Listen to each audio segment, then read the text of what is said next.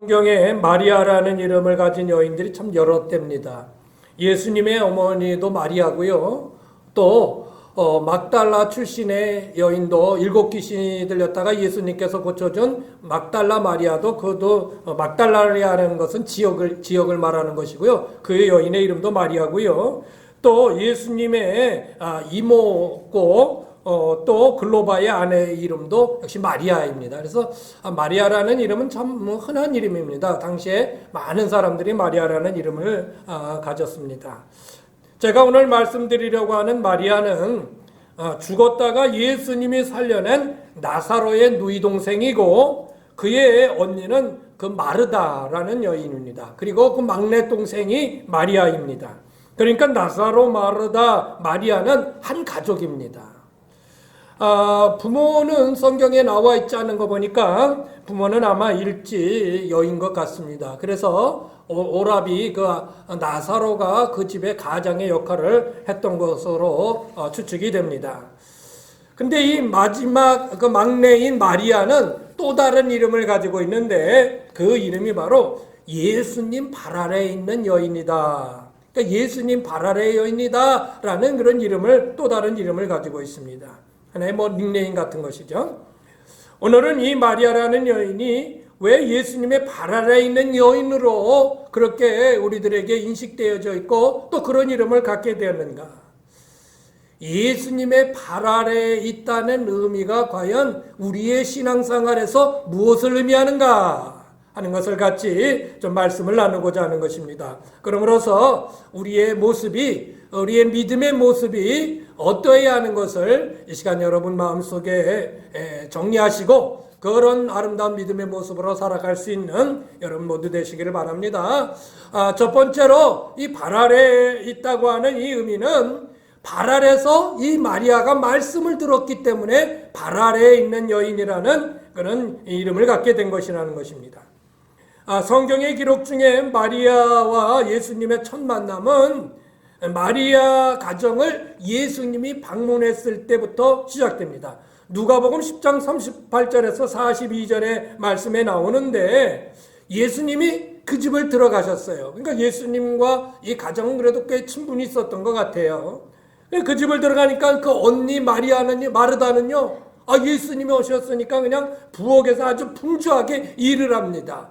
예수님 앞에 뭔가를 대접해 드리려고요. 그래서 아주 분주하게 일을 하고 있는데 그 동생 마리아는 가만히 예수님의 발 밑에 앉아가지고 예수님의 말씀을 듣고 있는 거예요.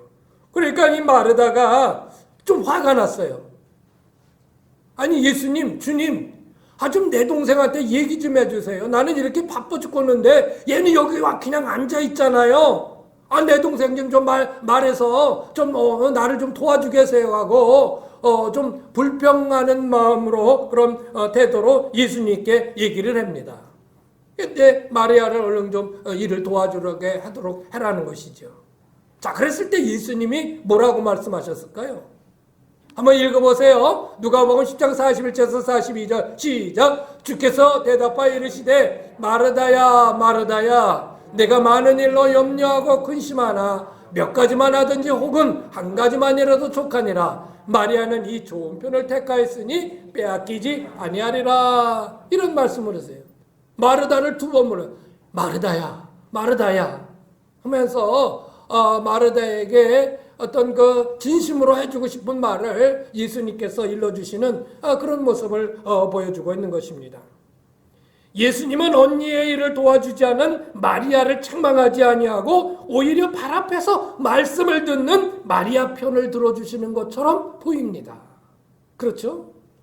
그래 너도 가서 언니 좀 일 좀 도와줘라 이렇게 해야 되는데 그렇지 않고 오히려 동생 마리아의 편을 들어주는 것처럼 그렇게 말씀을 하시는 거예요. 왜 그러셨을까요? 왜 그러셨을까요?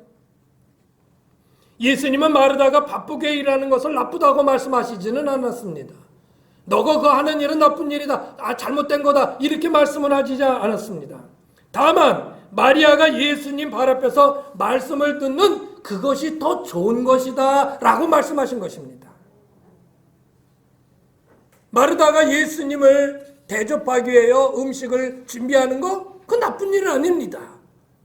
그러나 마리아가 예수님 발 아래서 말씀을 듣는 그것이 더 좋은 것이고 이 아이는 네 동생 마리아는 더 좋은 곳을 택했다 이렇게 말씀하고 있는 것입니다. 우리가 일을 열심히 하는 것이 죄를 짓지 않는 한 그건 나쁜 일이 아닙니다. 여러분 열심히 일하는 건 참 아름다운 모습이고요. 좋은 모습인 것입니다. 게으르고 일 안 하고 놀고 먹기만 하려는 거는요. 성경에 우리에게 주시는 그런 교훈이 아닙니다.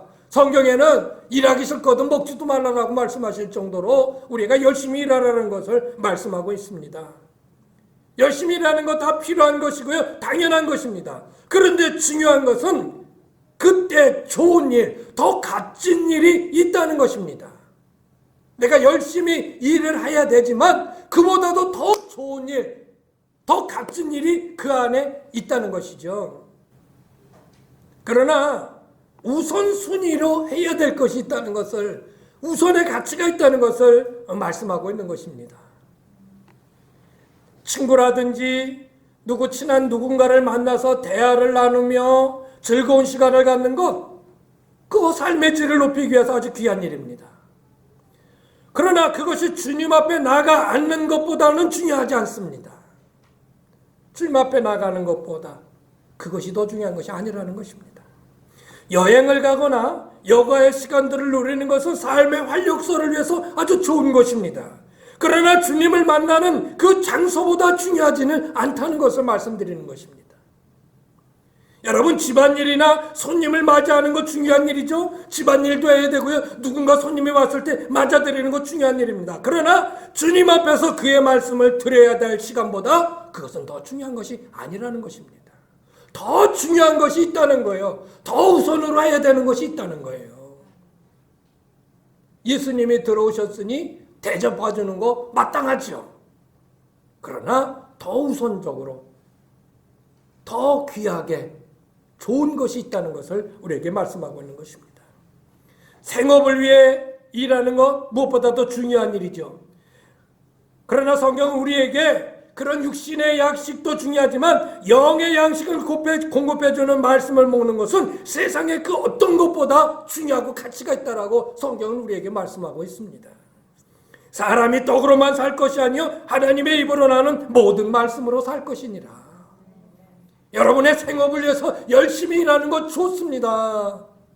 그러나 내 육신의 양식을 위해서 열심히 일하는 만큼 하나님의 말씀을 먹는다는 것은, 영의 양식은 하나님의 말씀을 먹는다는 것은 그보다도 더 중요한 가치를 가지고 있다. 할렐루야. 예수님이 마리아의 집에 자주 들어오시는 것도 아니죠. 예수님이 3년 동안 너무 여러 곳을 다니셨는데 마리아의 집에 자주 들어오시겠습니까? 그렇게 그 지역을, 베단이라고 하는 지역을 자주 들리실 수가 없죠. 또 예수님이 그렇게 시간이 여유 있는 분도 아니죠. 언제 예수님의 말씀을 들을는지 모르죠. 마리아는 그렇기 때문에 이때다, 주의 귀한 말씀을 들을 때가 이때다 하고 그것을 택한 것이라 하는 것입니다. 그래서 주님을 대접하는 일을 잠시 접어두고서라도 주님을 만나는 것과 주님의 말씀을 듣는 것이 훨씬 더 중요하다고 마리아는 여겼던 것입니다. 주님의 말씀을 듣는 것을 더 사모했다. 할렐루야. 따라해보세요. 세상의 어느 것보다 주의 말씀 듣는 것을 더 사모하자. 예, 더 사모하십시오. 더 사모해요. 그것을 보신 예수님은 마리아의 모습을 더 좋게 여기신 것입니다. 여러분, 세상의 그 어떤 바쁜 일보다 주님 앞에 나와 그분의 말씀을 듣는 것을 제일로 삼으시길 바랍니다. 그것으로 최고의 가치를 여기시기를 바랍니다. 그렇게 한다면 여러분은 최고의 귀한 것, 최고의 좋은 것을 선택한 것이 되는 것입니다. 그래서 주님은 그것을 오히려 기쁘게 보신다는 거예요. 그래서 마리아는 그 예수님의 발 밑에서 하나님의 말씀을 예수님이 해주시는 그 주옥 같은 하늘의 말씀을 경청하면서 듣는 거예요. 근데 마르다는 화가 났죠. 아니 쟤는 말이야 이 바쁜데 와서 언니 좀 도와주지 말이야. 지금 난 뭐도 해야 되고 뭐도 반찬도 해야 되고 고기도 삶아야 되고 제육볶음도 해야 되고 잡채도 해야 되고 뭐 부침개도 부쳐야 되고 바빠 죽겠는데. 예. 아니야. 우리 주님이 기뻐하시는 것은 주의 말씀을 듣는 것입니다. 예. 그것을 오늘 우리에게 말씀해 주는 거예요. 믿음이 그거예요. 여러 개 내가 해야 될 많아요. 모두가 해야 될 많아요. 그러나 내 삶의 첫 우선순위는 최고의 가치는 하나님의 그 영생의 말씀을 그 놀라운 진리의 말씀을 듣는 것이다 라는 것을 여러분 삶 속에 우선순위로 여러분이 정해놓으셔요. 우리 주님은 그거를 예쁘게 보실 거예요. 네. 말씀을 사모하십시오.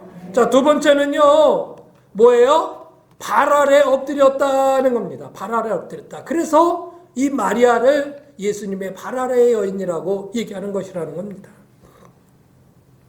두 번째 마리아가 등장하는 것은요, 그의 오라비가 죽어서 장사 지냈을 때에 예수님은 이 마리아가 만나게 됩니다. 예수님을 만나게 됩니다.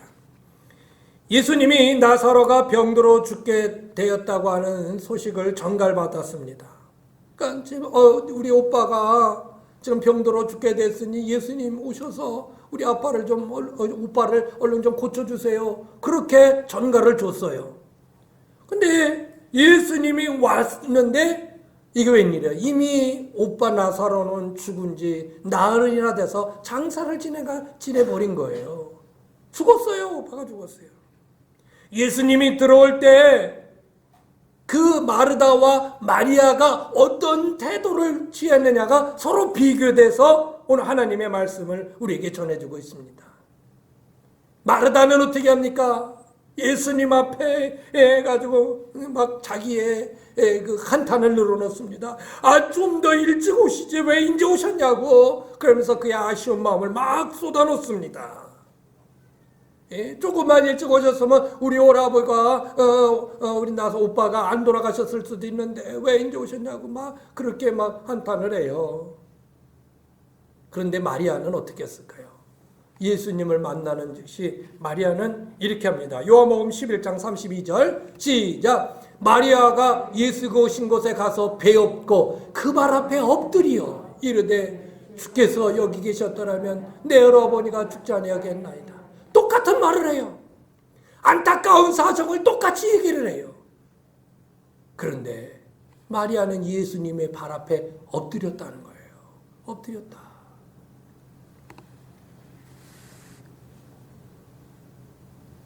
그의 하나밖에 없는 오라비, 그 집에 가장 역할을 했던 오라비가 죽었으니 얼마나 애통스럽습니까? 얼마나 안타깝습니까? 그 모든 안타까움과 슬픔을 주님 발 앞에 쏟아놓는 것입니다. 쏟아놓는 거예요. 이 모습은 오늘날 우리가 주님 앞에 기도로 엎드려야 된다는 것을 말씀하고 있는 것입니다. 기도로 엎드리는 것, 그것을 보여주는 것이죠. 우리는 안타까운 일들을 가지고 있지만 주님 앞에 기도로 엎드리지는 않는 것을 봅니다. 우리는 간절함을 가지고 있지만 주님 앞에 그것을 해결해 달라고 엎드리지는 않습니다. 이게 다른 겁니다.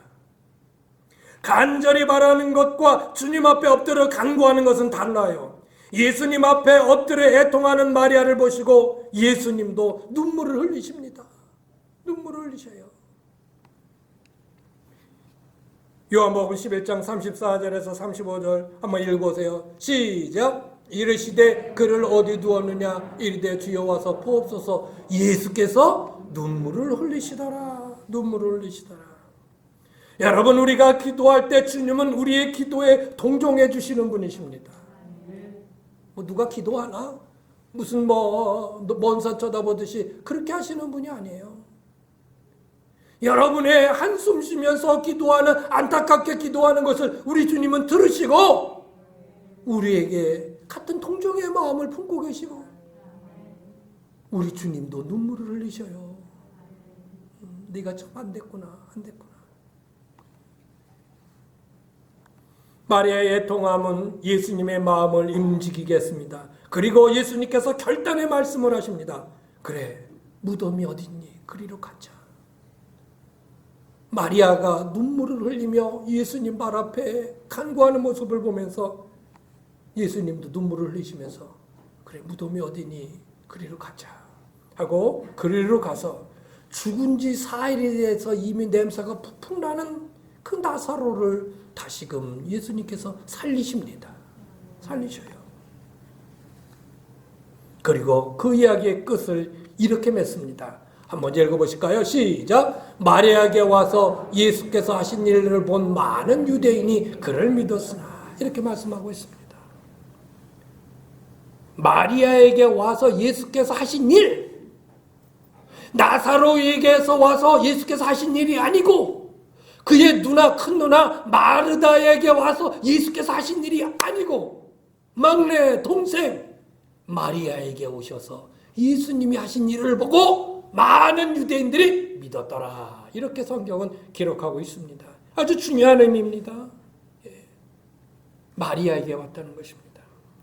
마리아를 가장 믿음 있는 모습으로 성경은 기록하고 있다는 것입니다.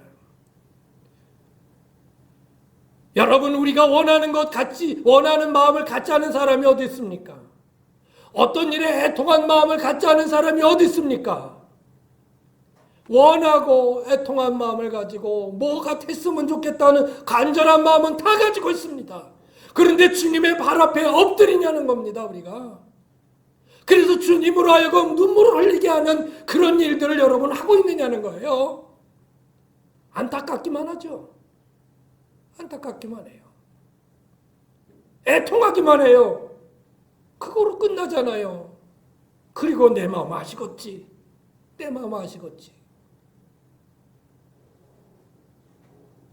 마리아는 예수님의 팔 앞에 엎드려서 예수님께 크게 안타까운 사정을 얘기하는 것입니다. 아니, 그 마르다와 마리아가 얘기한 것은 똑같아요. 왜 일찍 오셔서 좀 고쳐주시지? 마르다도 그렇게 했고요. 마리아도 예수님 조금 일찍 오셨으면 우리 오빠 고치셨을 텐데 똑같아요. 그런데 마리아는 예수님에게 안타까운 사정을 얘기한 거예요. 엎드려서. 그걸 보시고 예수님이 우셨다니까요.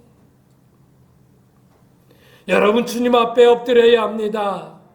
기도하는 사람이 되어야 합니다. 그리스도인의 또 다른 이름은, 예수 믿는 사람의 또 다른 이름은 그 발 앞에 엎드려 기도하는 사람입니다. 그 발 앞에 엎드려가는 사람. 여러분, 예수 믿는 사람들이 기도하지 않는다는 것은요, 정말 온전하게 예수를 믿는가라는 물음표가 붙을 수밖에 없습니다. 목사님, 저 기도해요. 한 분 한 분 좀 물어볼까요? 어느 때 기도하시는지? 예?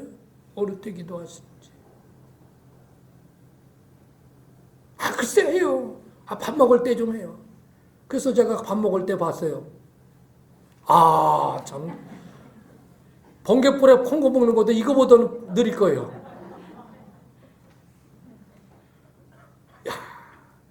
도대체 뭐 한 거지? 그럼 주여 아버지 하나님, 이 말씀, 이 음식 주신 것을 감사합니다.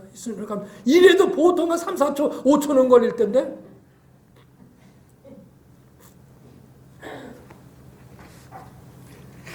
물론 기도가 오래 한다, 적게 한다, 그 의미가 아니죠. 정말 진정되게 주님 앞에 기도하는 거예요.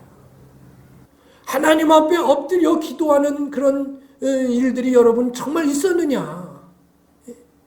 예수를 믿는다면서도, 하나님이 살아계신다면서도, 여러분이 안타까운 마음을 가지고 있으면서도 아무 일 하지 않고 하나님 앞에 엎드려 기도하지 아니한다면 그게 믿음 있는 사람의 모습이냐? 여러분 자신들을 한번 좀 돌아보라는 것이죠.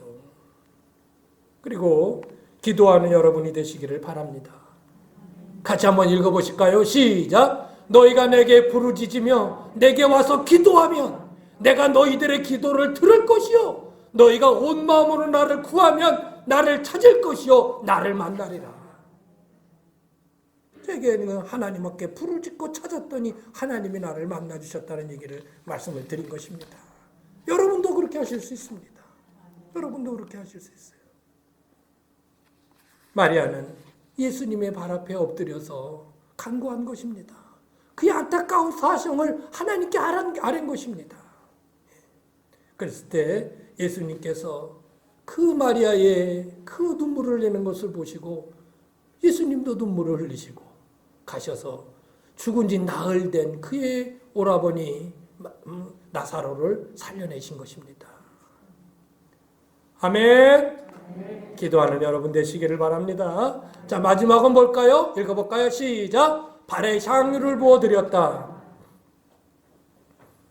마지막으로 마리아의 모습을 볼 수 있는 것은 유월절을 엿새 앞둔 시점에서 마리아가 있는 곳을 예수님이 방문하셨을 때의 일입니다. 2절 시작. 거기서 예수를 위하여 잔치할세 마르다는 일을 하고 나사로는 예수와 함께 앉은 자 중에 있더라. 마르다는 또 일을 하네 그래요. 또 일을 바빠요. 또 바빠. 예수님인데 잔치한다고 또 바빠. 뭐가 중요한지를 여러분 알아야 돼요. 뭐가 중요한지는. 마르다는 예수님을 대접하려고 또 바빠요. 또 바빠. 자, 근데 마리아의 모습은 보이지 않습니다. 마리아는 어디 갔지? 자, 그 다음 절에 나옵니다. 시작. 마리아는 지극히 비싼 향유 곧 순전한 나드 한 근을 가져다가 예수의 발에 붓고 자기 머리털로 그의 발을 닦으니 향유 냄새가 집에 가득하더라. 이 나드 향유라는 건 아주 귀한 향유인데 왕들이 사용하는 아주 최고급 향유라고 합니다. 뭐 어느 곳에는 이제 라벤더 향이라고 그러는데 라벤더 향 맡아보셨어요? 저는 전혀 모르겠어요. 뭐 라벤더 향 그런 종류라는데 모르겠어요. 어떻든. 근데 이 정도 한 근 정도의 양이면요 성인이 1년 동안 일을 해야 될 그렇게 해서 벌어야 될 돈 300데나리온 정도의 값어치가 있는 아주 고가의 향품입니다. 마리아는 이것을 예수님에게 부어드렸습니다. 그것도 어디에? 발에 부어드렸습니다. 어쩌면 그의 전 재산이라고 할 수도 있을지 모르겠습니다. 그것을 예수님의 발에 부어드렸습니다. 언뜻 이것은 허비한 것이 아닌가 하는 생각도 듭니다. 아니 그렇게 비싼 거를 왜 발에 부고 발에 한번 붓고 그냥 닦아버리면 그만인데 왜 그렇게 귀한 것을 왜 그렇게 허비하고 있을까? 이렇게 여러분 보여질 수도 있을 것입니다. 역시나 이를 본 가룟 유다는요 향유를 본 마리아를 비난합니다. 5절 6, 7절의 말씀 오늘 말씀 읽어볼까요? 시작. 제자 중 하나로서 예수를 잡아줄 가룟 유다가 말하되 이 향유를 어찌하여 300데나리온에 팔아 가난한 자들에게 주지 아니하느냐 하니 가룟 유다가 탁 나서가지고 이거를 왜 팔아가지고 가난한 사람 도와줘야지 이렇게 허비하냐 이렇게 얘기를 하는 거예요. 계속 보세요. 이렇게 말하면 가난한 자들을 생각함이 아니요 그는 도둑이라 돈괴를 막고 거기 넣는 것을 훔쳐가미러라. 이 가룟 유다는 정말 가난한 사람을 도와주도록 하기 위하여 그런 말을 한 게 아니고요. 그거를 슬쩍 빼내고 착복하는 그런 일들이 있었다는 것입니다. 가룟 유다가 예수님의 제자들 중에 이 회계를 맡아봤거든요. 회계를 맡아봤어요. 예수님을 판 가룟 유다는 향유를 붓는 마리아의 행동을 나무랍니다. 그러나 요한복음을 쓴 요한은 이런 유다 행동을 가난한 사람을 생각해서가 아니라 돈을 빼돌린 유다를 도둑이다 그렇게 분명하게 밝히고 있습니다. 예수님은 유다의 이런 행동에 대해 가만둬라 마리아의 이런 행동은 나의 장례를 준비한 것이다. 장례를 치르면 시신에다가 향유를 부어드리거든요. 냄새 그런 것들 때문에 향유를. 그러니까 마리아가 예수님의 장례를 미리 다 준비하고 했던 거예요. 같은 내용의 마태복음과 마가복음에서는요. 예수님께서 이렇게까지 말씀하십니다. 온 천하에 어디서든지 복음이 전파되는 곳에는 이 여자가 행한 일을 말하여 그를 기억하게 하라. 이렇게 말씀하고 있습니다. 여러분, 주님 앞에 나의 귀한 것을 드리는 것은 결코 허비되는 것이 아닙니다. 아멘 좀 하세요. 네. 주님 앞에 드리는 거 낭비하는 거 아닙니다. 그것이 어떤 물질이 됐든지 물건이 됐든지 재능이 됐든지 그것은 결코 헛된 것이 아니고 아주 값진 것입니다. 여러분이 왜 드림을 드리면서도 아깝게 생각하고 낭비되는 것처럼 생각하고 억지로 그것을 하는 것처럼 그렇게 느낍니까? 그것은 아니 될 것입니다. 주님 앞에 이렇게 드리는 것을 우리는 헌신이라 그렇게 말하는 것입니다. 여러분, 주님 앞에 헌신하는 거 결코 헛되지 않습니다. 그것은 길이길이 두고두고 기억될 일이 될 것입니다. 여러분이 주님 앞에 가서 행한 일들 무엇으로 주님 앞에 내놓을 수 있습니까? 이런 헌신한 것들밖에 뭐가 더 있습니까? 뭐가 더 있습니까? 여러분이 직장생활 열심히 한 게 주님 앞에 내놓을 겁니까? 돈 잘 버는 게 내놓을 겁니까? 내가 뭐를 했고 해서 사회에서 이런 사람이었다는 것을 내놓을 것입니까? 아닙니다. 주님 앞에 내가 헌신한 것들이 주님 앞에 드려지는 것입니다. 아멘. 네. 하나님은 우리 모두에게 헌신할 기회를 주십니다. 그러나 그 헌신할 때를 알고 행하는 사람이 있는가 하면 그렇지 못하고 그저 무가치하게 그것을 흘려버리는 사람들도 많다는 것입니다. 예수님께서 예루살렘으로 입성하실 때 예수님이 타실 나귀가 필요했습니다. 제자들에게 동네에 들어가서 나귀를 끌고 와라. 아무데 가서 나귀를 끌고 오라는 거예요. 그래서 누가 왜 끌고 가냐 그러면 주님이 쓰시겠다 말해라. 그래서 동네 들어갔더니 정말 조그만 나귀 새끼의 나귀가 한 마리 매 있는 거예요. 저거다 하고 끌고 가니까 주인이 확 나와서 아니 왜 나귀를 끌고 가셔?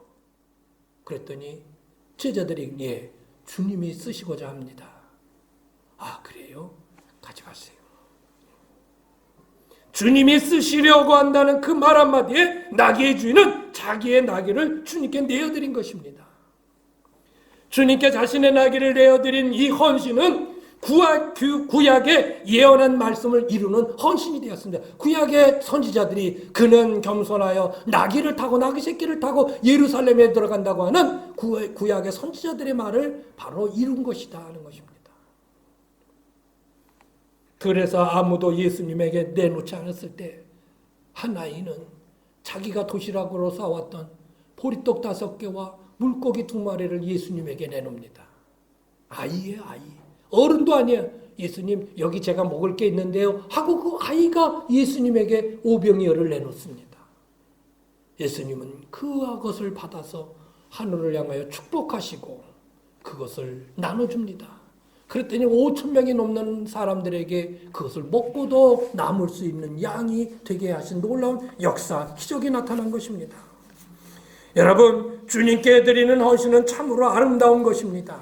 하나님의 기적을 만들어냅니다. 아멘. 마리아는 자신을 드리는 헌신을 할 줄 아는 사람이었습니다. 그가 가지고 있던 그 귀한 향유를 예수님의 발에 부어드렸던 것입니다. 말씀을 마칩니다. 오늘 마리아라는 한 여인을 통해 그 여인은 예수님의 발 아래에 있던 여인이었음을 우리가 보았습니다. 그것은 무엇입니까?